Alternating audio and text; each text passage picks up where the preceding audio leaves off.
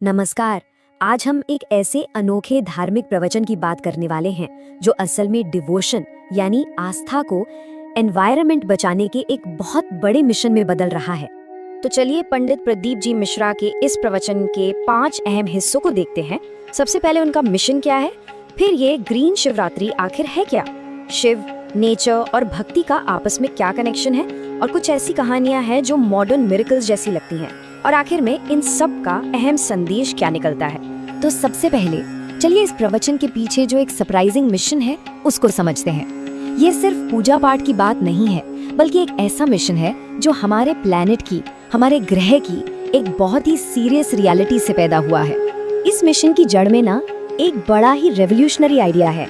यहाँ ये कहा गया है कि महादेव की सच्ची भक्ति सिर्फ मंदिरों तक सीमित नहीं है, बल्कि वो नेचर यानी प्रकृति से प्यार करने में दिखती है। सोच कर देखिए, ये बात आस्था को हमारी डे टू डे लाइफ से सीधा जोड़ देती है। पर सवाल ये है कि आखिर इस एक्शन की जरूरत ही क्यों पड़ी। तो प्रवचन में दिल्ली के पोल्यूशन का एग्जाम्पल दिया गया है और उसे पूरे देश के लिए एक वार्निंग साइन, एक चेतावनी की तरह पेश किया गया है। ये एक तरह से रिमाइंडर है कि अगर हमने अभी ध्यान नहीं दिया ना, तो हमारा फ्यूचर कैसा हो सकता है। तो फिर इसका सलूशन क्या है? यहीं पर एंट्री होती है ग्रीन शिवरात्रि इनिशिएटिव की। ये एक बहुत बड़ा एनवायरमेंटल कैंपेन है। अच्छा, तो इस इनिशिएटिव में आखिर करना क्या है? चलिए देखते हैं कि इसके लिए कौन से ठोस स्टेप्स बताए गए हैं। तो ये सिर्फ एक चीज के बारे में नहीं है, ये एक पूरा होलिस्टिक अप्रोच है।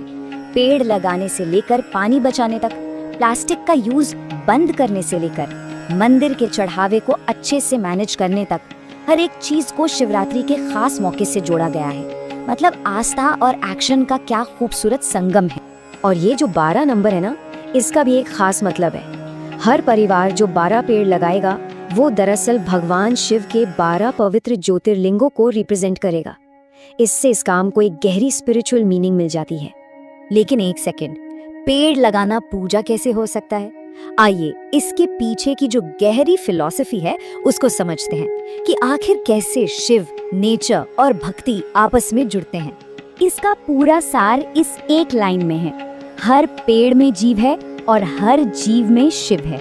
सुनने में कितनी सिंपल लाइन है, लेकिन कितनी पावरफुल है। मतलब साफ है, अगर हम प्रकृति की देखभाल कर रहे हैं तो हम ईश्वर की ही पूजा कर रहे हैं। ये एक पवित्र काम बन जाता है। प्रवचन में एक और बहुत इंपॉर्टेंट बात समझाई गई है। सिर्फ विद्वान होना यानी जिसके पास बहुत ज्ञान हो काफी नहीं है।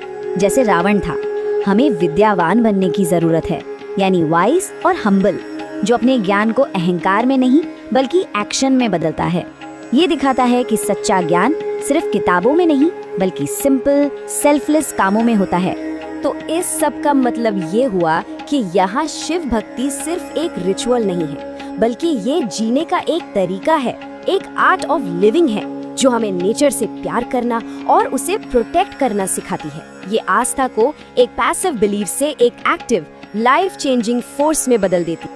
अब ये सब सिर्फ बातें नहीं हैं। प्रवचन में कुछ ऐसी पावरफुल पर्सनल स्टोरीज भी शेयर की गई हैं जो दिखाती हैं कि इस आस्था का लोगों की जिंदगी पर कितना रियल असर पड़ा है। जैसे एक महिला की कहानी है जिन्हें शादी के 27 साल बाद जुड़वा बच्चे हुए, और वो इसका पूरा क्रेडिट इन्हीं स्पिरिचुअल प्रैक्टिसेस को फॉलो करने को देती है।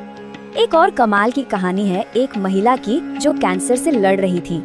जब मेडिकल ट्रीटमेंट उनकी पहुंच से बाहर था तो उनके परिवार ने आध्यात्मिक रास्ता अपनाया और उनका दावा है कि वो एक चमत्कार की तरह ठीक हो गई।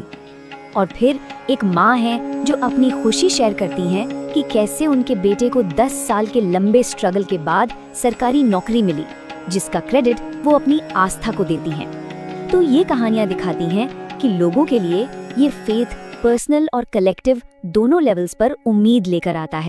तो चलिए अब इन सब बातों को जोड़कर देखते हैं इस पूरे प्रवचन का आखिरी मैसेज क्या निकलता है। आस्था को यानी फेथ को एक्शन में कैसे बदला जा सकता है। तो इसका मेन मैसेज यही है कि आस्था सिर्फ एक पर्सनल बिलीफ नहीं है, ये एक ऐसी पावरफुल शक्ति है जो हमें काम करने के लिए इंस्पायर करती है। यहाँ भक्ति ही कर्म है, नेचर पवित्र है, और इस कलेक्टिव पावर से पर्सनल प्रॉब्लम्स और एनवायरमेंटल प्रॉब्लम्स दोनों का सलूशन निकल सकता है। ये फेथ, होप और एक्शन का एक खूबसूरत सर्कल है। और आखिर में ये पूरा विश्लेषण हमें एक बहुत जरूरी सवाल के साथ छोड़ जाता है कि कैसे हमारी पुरानी प्राचीन आस्थाएं हमारी आज की मॉडर्न प्रॉब्लम्स जैसे कि क्लाइमेट चेंज के लिए आसान और ठोस सल्यूशन दे सकती हैं। ये प्रवचन इसका एक बहुत ही पावरफुल एग्जाम्पल है कि हाँ, ऐसा बिल्कुल हो सकता है।